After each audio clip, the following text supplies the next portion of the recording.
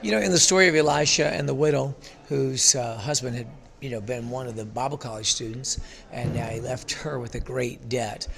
We see where she came to Elisha, and she told him the situation and the circumstances. And I noticed what he did. He helped her identify what she did have.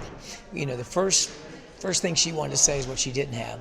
And isn't it something how we always want to focus on what we don't have, what we can't do, how we missed it in the past, and how, those kind of things. And so notice what he focused on, what she does have. So I'd like for you to think about this for just a few moments. How many times do we just focus on what we don't have, so much so that we just kind of basically talk ourselves out of any kind of miraculous thing in our life, any kind of good, any kind of future, any kind of anything? And why is it so hard to focus upon what we do have?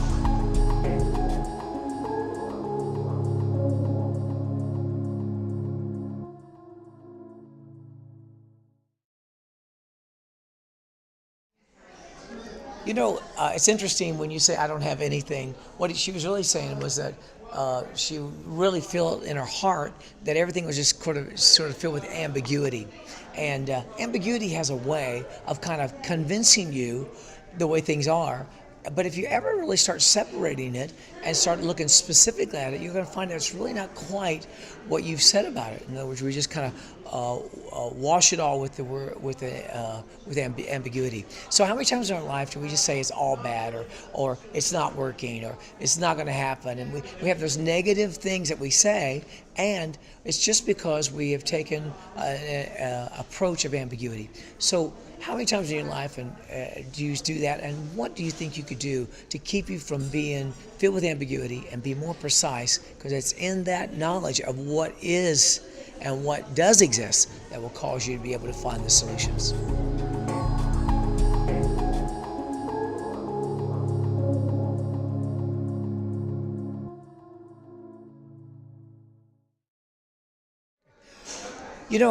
Sometimes life is so filled up with what's, what we have, what we're going to do, what's on the horizon.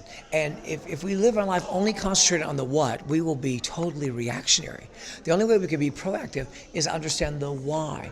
And the why has got to override the what. If there's a really good enough why, then the what will come to pass exactly like it should. The what becomes a stepping stone to get you there to where it is that you're going to.